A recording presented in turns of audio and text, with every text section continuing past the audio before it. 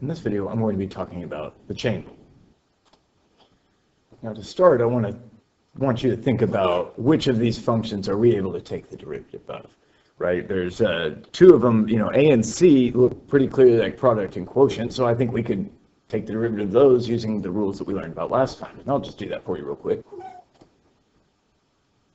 And so if you need more support on, how I got those, then you should go back and watch the video on 2.2 product rule, quotient rule.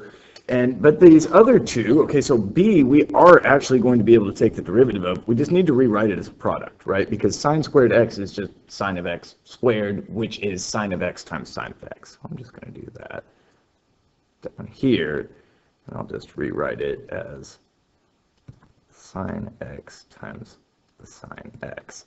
Okay, so then I'll have B prime, using the product rule, take the derivative of this one, leave that one the same, then take the derivative of this one, and leave the other one the same, and we end up with 2 times sine x times cosine x. And I'll have more to say about this one later on in the video. We'll find that same derivative a different way, and we'll get the same result. But D, okay, this one, the sine of x squared, because sine is not really a product, it's it's a function in its own right, and x squared also function in its own right. It's like a composition of functions, and we just don't have a tool to deal with that yet. And that's why we're here. That's why we're here to learn about the chain rule. Things like this, where we have like layers. We have an outside and an inside. Okay, so I would just say that this one, it needs the chain rule.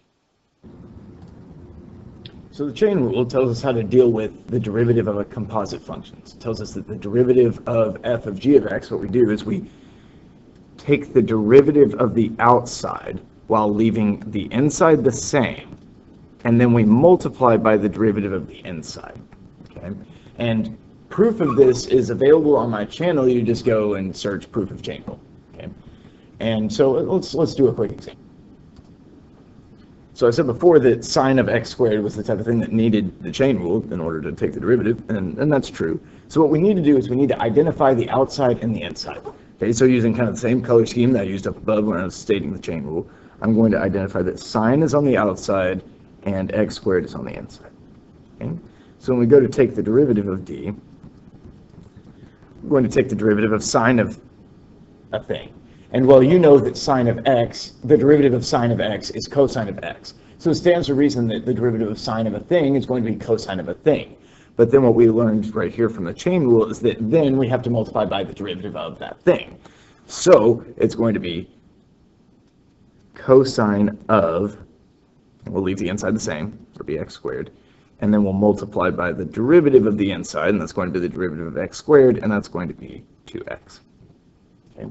And that's a good solid example of us taking a derivative using the... Now let's take some more derivatives. So here we've got kind of the same inside, but different outsides. And I want to just, point out a couple of things about this. So this one here, okay, I'm going to take the derivative using the chain rule. So I'm going to say that this is the outside, the squaring thing, and the inside is the 5x to the 4 plus 3. Okay, so that f prime is equal to, okay, take the derivative of, u squared or a thing squared, and that's going to be 2 times that thing to the first power times its derivative. Okay, and then the derivative of 5x to the 4 plus 3 is 20x to the 3 plus 0. And I got to leave the inside the same. Okay. And this is definitely something that you could also find by expanding 5x to the 4 plus 3 times 5x to the 4 plus 3, right? You could expand it, you could distribute, and you could take the derivative using the power rule. You get something that's equivalent to what I just wrote down there, okay? And it would probably be just about as easy. But if you look at g of x and thought about, putting that thing 5 times, that's going to be really cumbersome to multiply. We could if we absolutely had to, but it's going to be much easier to use the chain rule. So I'm going to identify the outside, that's the 5th power. The inside is the 5x to the 4 plus 3. So I'm going to go down here, give myself some extra room, and say g prime of x is equal to, well, 5 times that thing to the 4th. Leave the inside the same. and then multiply by the derivative of the inside, which is still going to be 20x to the 3. Okay. So this is one that we probably should use the chain rule on. But then h of x is, okay, it's the square root of 5x to the 4 plus 3. Well, we want to rewrite that. Anytime we see the square root, we want to just write that as a 1/2 power. So that's 5x to the 4 plus 3 to the 1/2. And whereas we could, with f and g, we could have potentially expanded them if we really, really needed to. With h, we're not going to be able to do anything with that algebraically. There's no way that we can take the square root of 5x to the 4 plus 3. So we have to use the chain rule. So here I'm identifying the outside and the inside.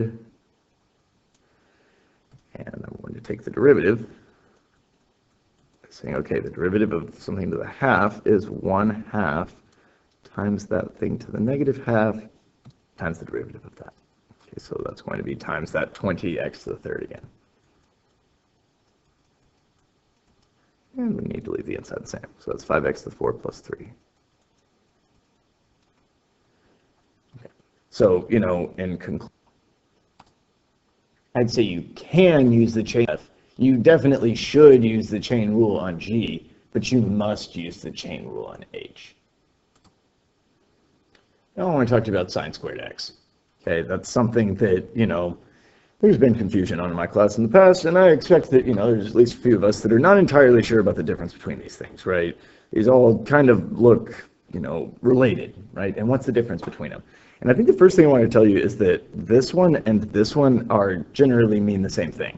But the third one, over here on the right, it's kind of ambiguous as to what are we squaring, right? Are we squaring the sine after we take the sine of x, or are we squaring the x? And, do we really mean like that? Okay, so that's why we avoid this notation here on the right, and we try to not do that. Okay, then we use sine squared x, okay, which means on this side over here, this is where we take the sine of x and then square it. And if I had to take the derivative of this using the chain rule, that's how I recommend that you write it. Okay, this one over here on the right, I already took the derivative of this using the chain rule right at the very beginning, so I'm not going to do that again for you. Okay, so this one, if I wanted to take dy dx, I'd start by identifying the outside and the inside.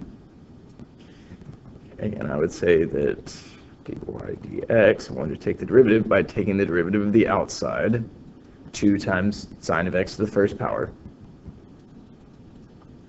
multiplied by the derivative of sine of x, which is cosine of x. Okay, and I showed you earlier that the derivative of sine squared x was 2 sine x cosine x. So I'd say it's probably a good thing that we are seeing that these rules are producing the same results. Now here we've got a function that's actually, I think, pretty common for us to deal with, sine of pi x. I mean, if you also consider like sine of 2x, sine of some number times x, is not uncommon in AP calculus. So what we want is the tangent line. So what we're going to need a point and a slope. So I'm going to start with the point.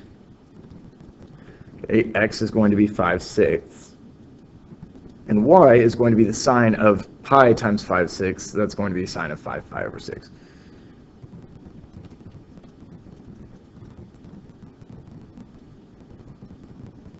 All right.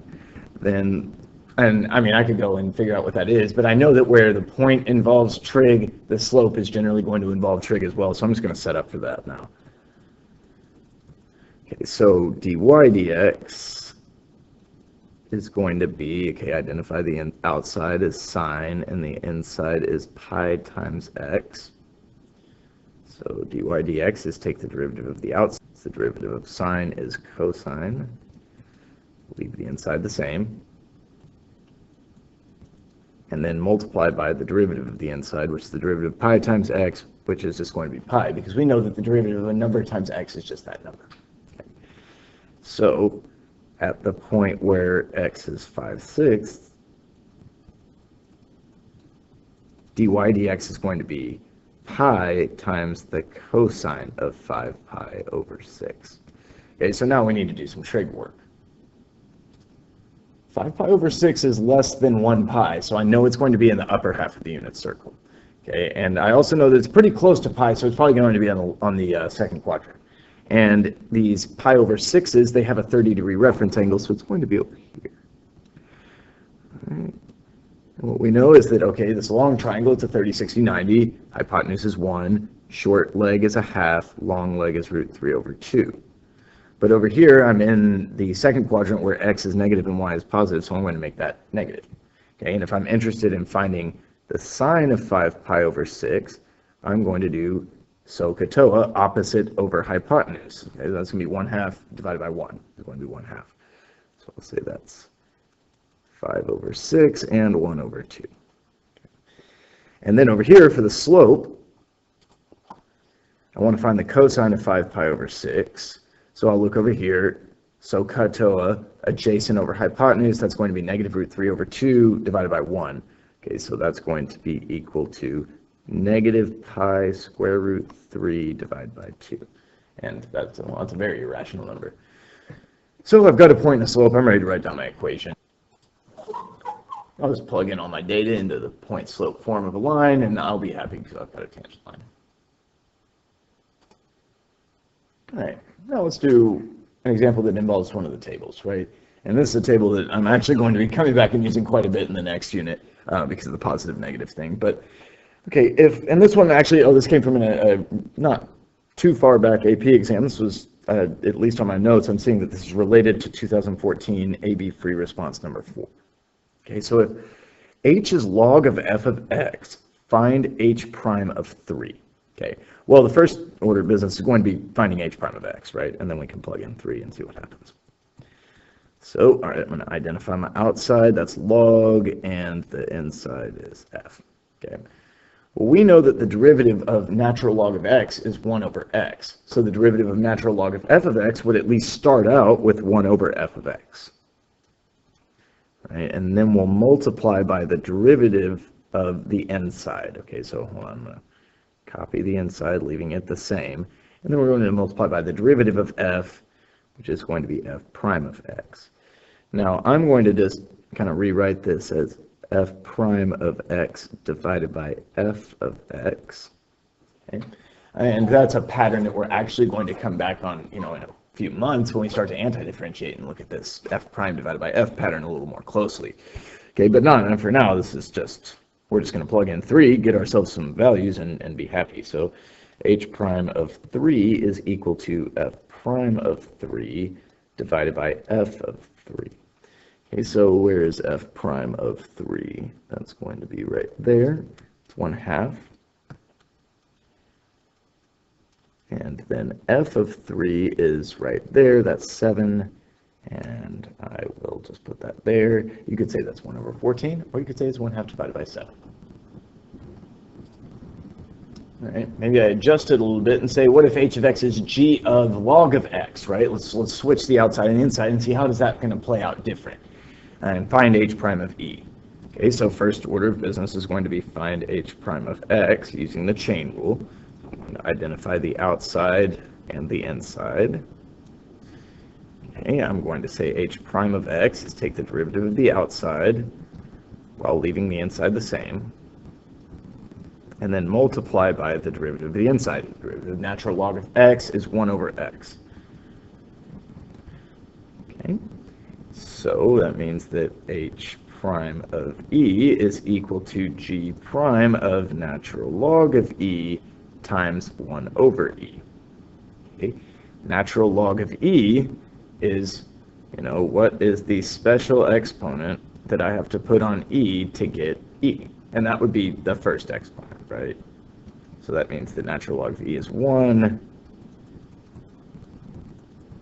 And then I can go and find that stuff. G prime of 1 is 3/2. So 3/2 times 1 over e.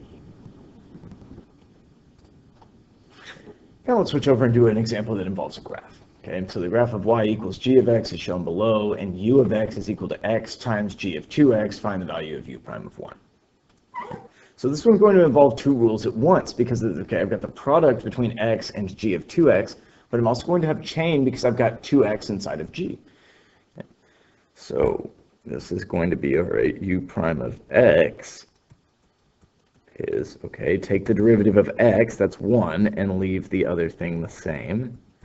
Then add in leaving x the same, taking the derivative of g of 2x. Okay, this is going to require chain rule. That's the outside. This is the inside. So it's going to be g prime of, leave the inside the same, and then multiply by the derivative of the inside for the chain rule.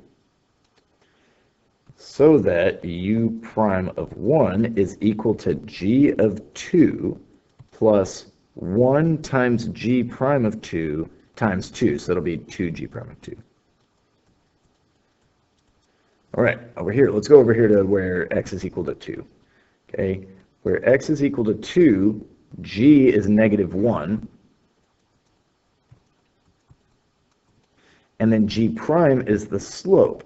And say, you could look at that, and you can see that the slope is negative 2, right? It goes down 2 when it goes over 1. And then that's going to be negative 5.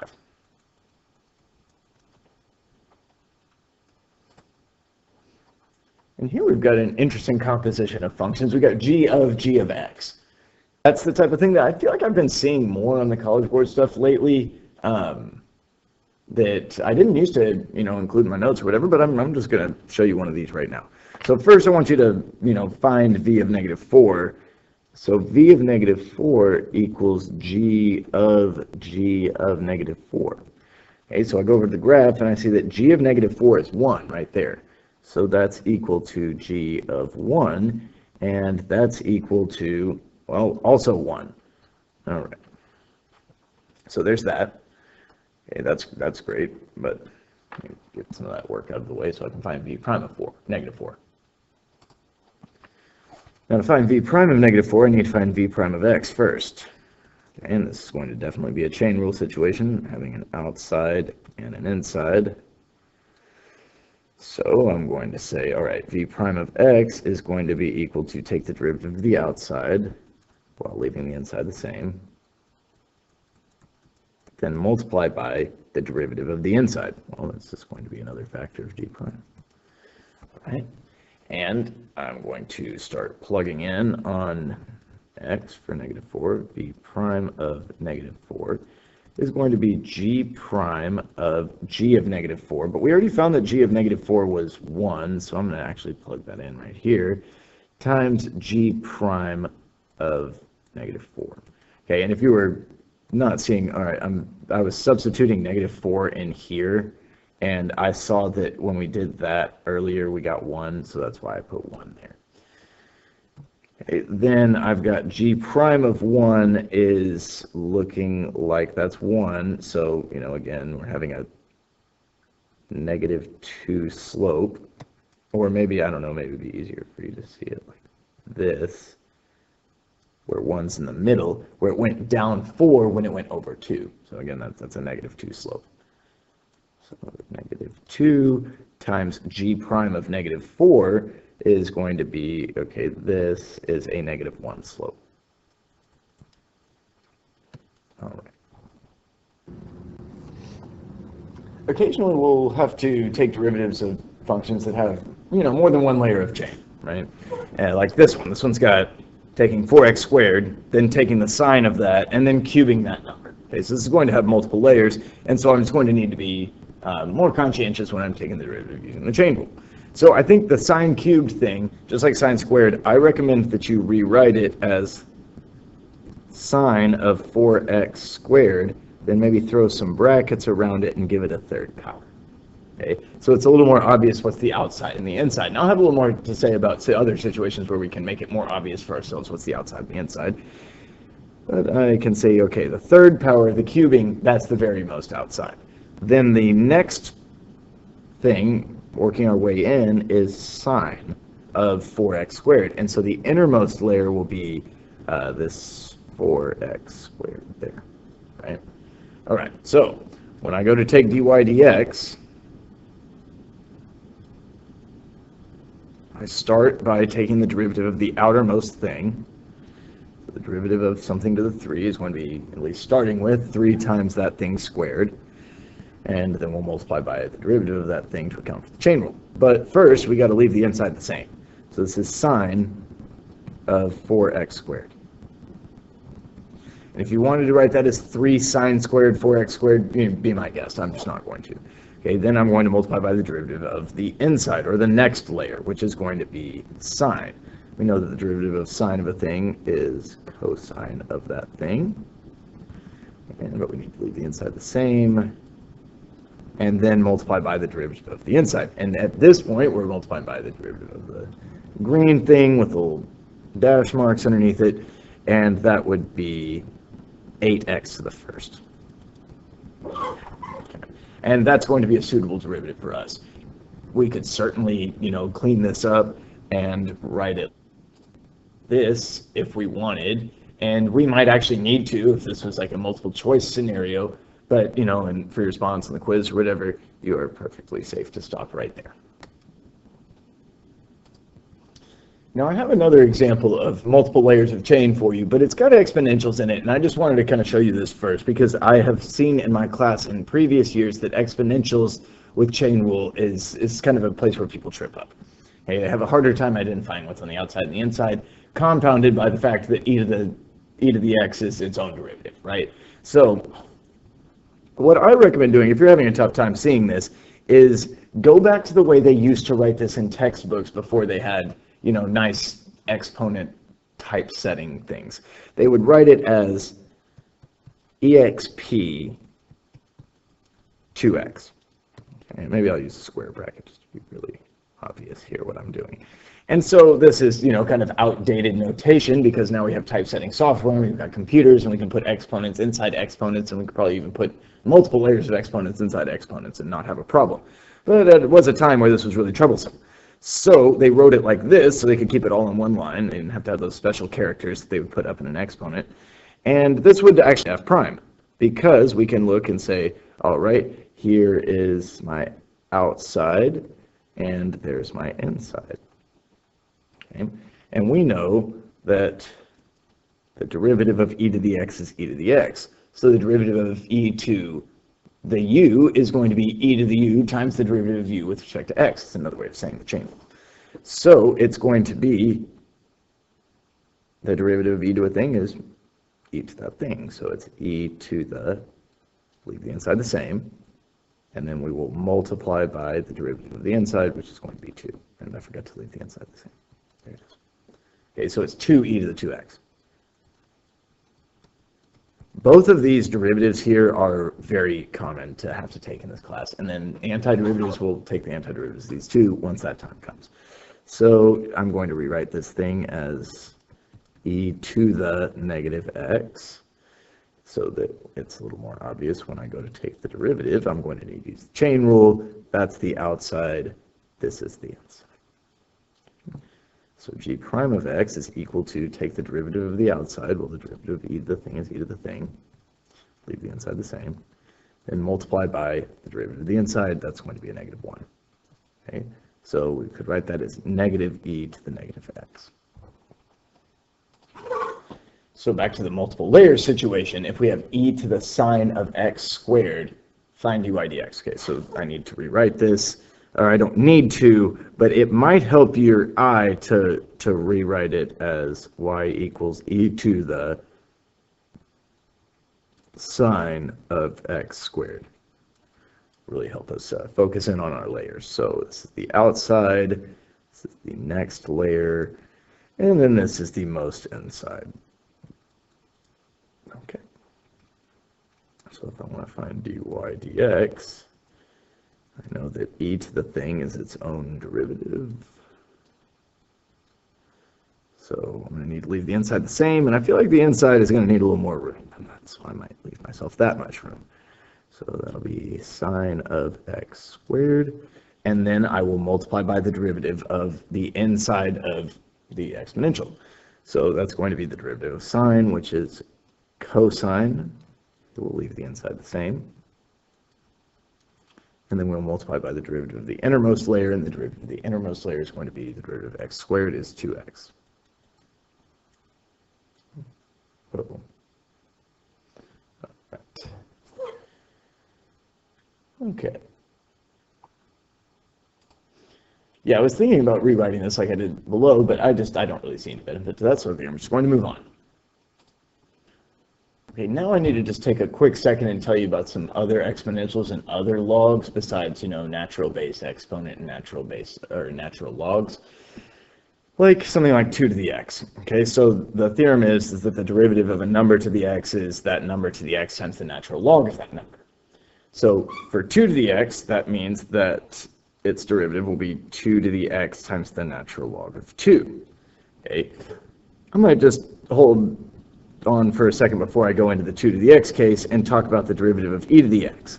Well, that'll be e to the x times the natural log of e, right? This should still work. And we know that the natural log of e is 1. We already saw that earlier in this video. So that ends up being e to the x, and so it fits with the rule that we had before. Okay, 2 to the x. Why does this work, though? That's what I'm hoping to show you right here. So any number, I guess, that's greater than 0 can be written as e to the natural log of that number. It's really what it means to be a natural log. So I'm going to say that this is like, instead of 2, e to the log of 2 to the x, same thing. And then I'm going to apply an exponent property and say that's where we end up multiplying these two exponents, because we're taking power to a power or something. And then this is a situation where I need to use the chain rule. So just to be as explicit as possible, e to the log of 2 times x. Log of 2 is just a number, so I don't have to worry about, product rule or anything, because I have my constant multiple property, and I know that the derivative, okay, I'm going to identify the outside and then the inside, and the derivative of e to the u is e to the u, so that'll be e to the log 2 times x, but then, pardon me, that was supposed to be in blue. And then we multiply by the derivative of the inside, and the derivative of a number times x is just that number, so that's times the natural log of 2. But I also know that I could apply that exponent property in reverse and call this thing that I'm going to highlight in gray here, I can call that 2 to the x. So that's why this is equal to 2 to the x times the natural log of 2.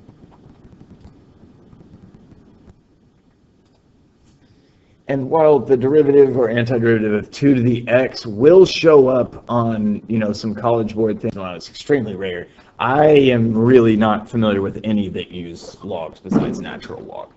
And really for a reason that all logs are natural logs, they're just like scaled up or down somehow, and I'll show you why that's true in a second. Okay, so the rule is that the derivative of some special log with base a and argument x is 1 over x times natural log of a in the denominator. Okay, and so again, to see, let's just check on natural log. Right, if I want to take the derivative of that, that should be, using our new rule, 1 over x times the log of e, but we know that the log of e is 1, and we know that the derivative of natural log of x is 1 over x, so this fits. This is good. It's promising thus far. So if I wanted to take the derivative of, I don't know, maybe I was a chemist and I was interested in log base 10 of x. Okay. I'm telling you that that's just 1 over x times the natural log of 10 in the denominator. Okay.